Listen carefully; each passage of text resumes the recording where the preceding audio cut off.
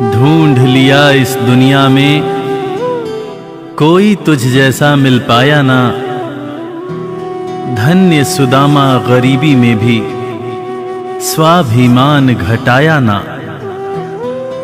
एक बार सुदामा ने कृष्ण से पूछा, कन्हैया, दोस्ती का मतलब क्या होता है? इस पर कृष्ण ने बहुत सुंदर जवाब दिया कि मित्र सुदामा, दोस्ती तो मतलब से कोसों दूर होती है। जहां दोस्ती होती है वहां मतलब नहीं होता, और जहां मतलब होता है वो दोस्ती नहीं होती। और दोस्तों,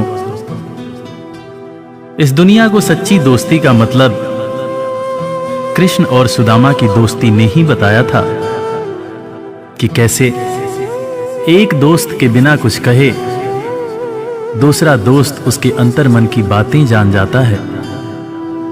स्वाभिमानी सुदामा ने कुछ नहीं कहा, मगर भक्त वत्सल भगवान श्री कृष्ण अपने मित्र के अंतर्मन की बातें जान गए।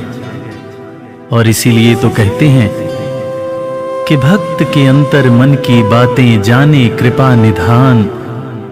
दया के सागर हैं भगवान, दया के सागर हैं भगवान।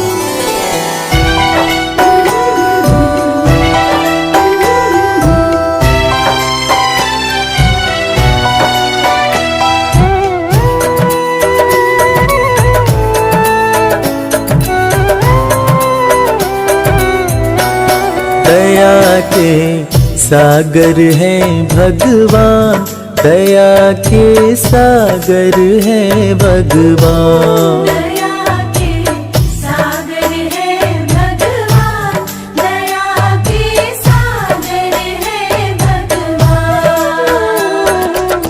भक्त के अंतर मन की बातें, भक्त के अंतर मन की बातें जाने कृपा निधान। दया के सागर हैं भगवान, दया के सागर हैं भगवान। दया के सागर हैं भगवान, दया के सागर हैं भगवान।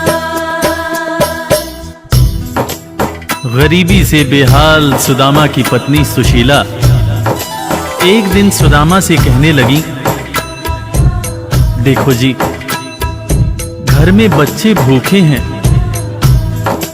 घर में अनाज का एक दाना भी नहीं है, तन ढकने के जो कपड़े हैं वो भी फटते जा रहे हैं। आप कहते हो कि आपके मित्र द्वारकाधीश हैं।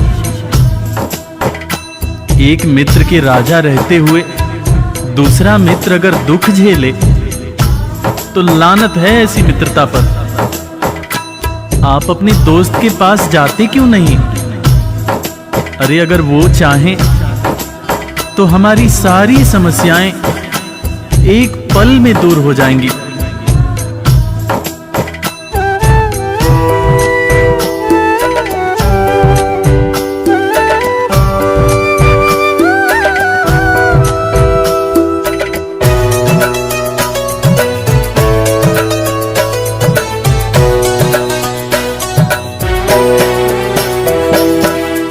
आपकी तो है कृष्ण से यारी, जिनको जाने दुनिया सारी।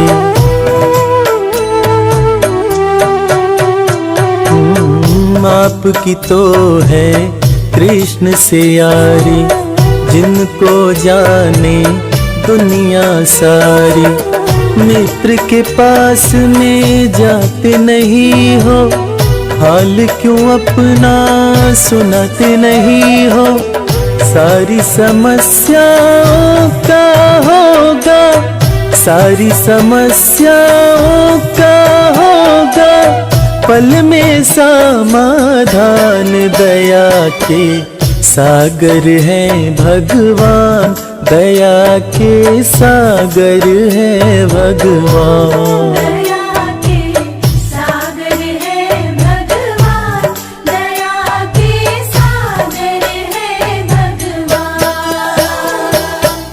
पत्नी के ताने सुनकर सुदामा ने आखिरकार द्वारका जाने का निश्चय किया। नंगे पांव, तन पर फटे कपड़े, कमजोर शरीर और हाथ में लाठी लिए सुदामा द्वारकाधीश के महल के दरवाजे पर पहुंचते हैं और खुद को श्री कृष्ण के बचपन का मित्र बताते हुए महल के अंदर जाने का प्रयास करते हैं। द्वारपाल सुदामा को देखकर और उनकी बातें सुनकर चकित हो जाते हैं कि भला एक राजा और एक भिखारी की कैसी दोस्ती। द्वारपाल सुदामा को अंदर जाने से मना कर देते हैं। इस पर सुदामा रो रोकर द्वारपालों से कहते हैं, मेरे भाई, तुम कन्हैया को जाकर सिर्फ ये कहना कि उनका बचपन का मित्र आया है। तुम सिर्फ सुदामा नाम बताना, वो मुझे जरूर पहचान जाएंगे, जरूर पहचान जाएंगे।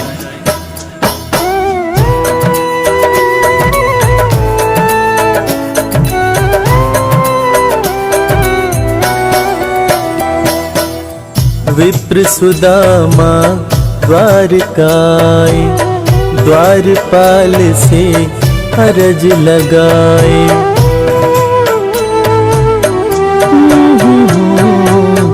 विप्र सुदामा द्वारकाए, द्वारपाल से अरज लगाए। जाके कन्हैया को बतला दो, मेरे दिल का हाल सुना दो। सिर्फ सुदामा नाम बताना, सिर्फ सुदामा नाम बताना।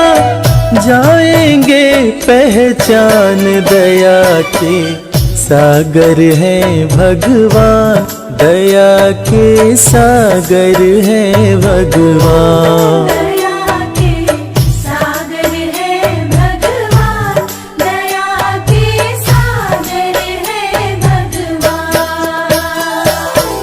सुदामा की जिद के आगे मजबूर होकर द्वारकाधीश के महल का द्वारपाल कन्हैया के पास सुदामा का संदेश लेकर आता है और अंदर आकर श्री कृष्ण से कहता है, शीस पगा न झगा तन में प्रभु जान कुआही बसै कही ग्रामा।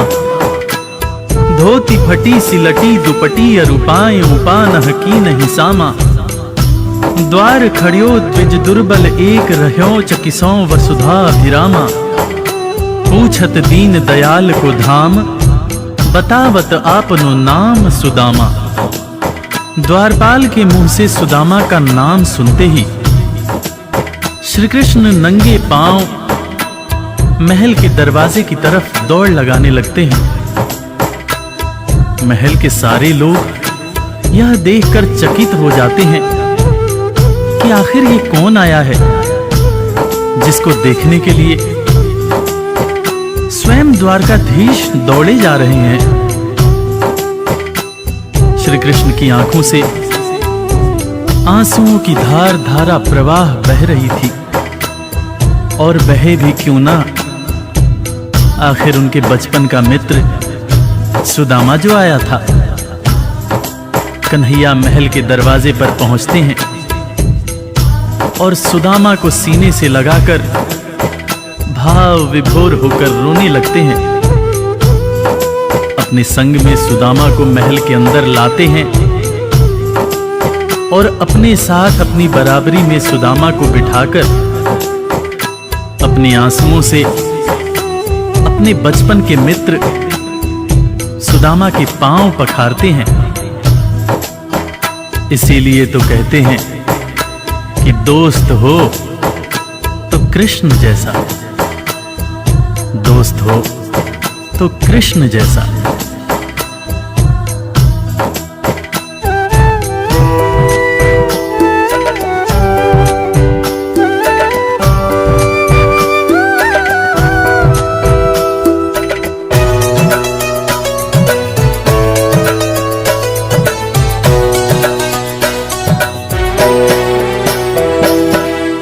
द्वारपाल जब खबर ये लाया, नाम सुदामा जो ही बताया।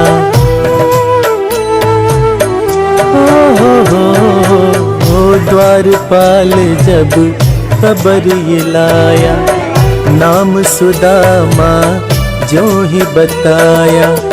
नंगे पाँव श्री कृष्ण जी धाए, मित्र सुदामा को गले लगाए। असुवन से प्रभु पाँव पखारे, असुवन से प्रभु पाँव पखारे। मित्र न कृष्ण समान दया के सागर है भगवान, दया के सागर है भगवान। दया के सागर है भगवान, दया के सागर है भगवान। सुदामा के पांव पखारते हुए श्री कृष्ण उनसे मजाक करते हुए पूछने लगे कि भैया तुम तो आए, भाभी को साथ नहीं लाए। भाभी कैसी हैं भैया? और भाभी ने मेरे लिए जरूर कुछ खाने को भेजा होगा। वो तुम पोटली में क्या छुपा रहे हो भैया? सुदामा की पोटली छीनकर श्री कृष्ण चावल के दाने खाने लगते हैं। उसके बाद सुदामा से कहते हैं कि भैया तुम्हें जब कोई परेशानी थी तो तुम मेरे पास क्यों नहीं आए? क्या तुम्हें अपने मित्र कृष्ण पर भरोसा नहीं था? ज़माने बीत गए भैया, ना तो तुमने मेरी खबर ली, ना ही कभी अपना हाल सुनाया। भैया तुम्हें देखने को आंखें और तुम्हारे बोल सुनने को कान तरस रहे थे। सुदामा की पोटली से चावल खाते हुए श्री कृष्ण जब पहली मुट्ठी खाए तो एक लोक सुदामा के नाम कर दिया, दूसरी मुट्ठी खाए तो दूसरा लोक भी सुदामा को दे दिया। तीसरी मुट्ठी जब उठाए तब रुक्मिणी ने हाथ पकड़ते हुए समझाया, हे स्वामी क्या आप सब कुछ मित्र को ही दे देंगे, अपने लिए कुछ भी नहीं रखेंगे? तब हालांकि कृष्ण समझ गए, मगर उन्होंने रुक्मिणी से कहा, प्रिय दोस्ती में सिर्फ ये देखना होता है कि मेरा दोस्त कितना खुश है। एक दोस्त को दुखी देखकर दूसरा दोस्त अगर दुखी नहीं होता है तो सच्ची मायने में वो दोस्ती नहीं होती है। जो मेरा है वो सब कुछ मेरे दोस्त का है।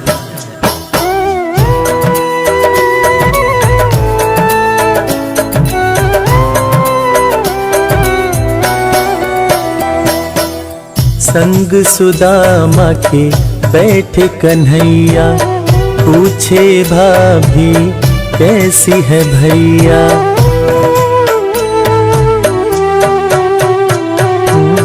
संग सुदामा के बैठे कन्हैया, पूछे भाभी कैसी है भैया।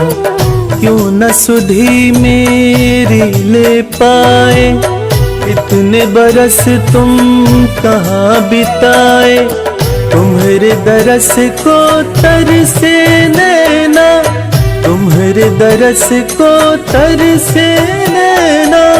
बोल सुनन को कान, दया के सागर है भगवान, दया के सागर है भगवान। दया के सागर है भगवान, दया के सागर है भगवान। दोस्तों, इसीलिए आज भी कृष्ण और सुदामा की दोस्ती को दुनिया बड़े सम्मान से याद करती है। दुनिया में आज भी जब भी कभी दोस्ती की मिसाल दी जाती है तो कृष्ण और सुदामा का नाम सबसे ऊपर आता है कि कैसे एक दोस्त गरीब था, दूसरा दोस्त राजा था, मगर दोनों ने ऐसी दोस्ती निभाई कि दुनिया आज भी याद करती है।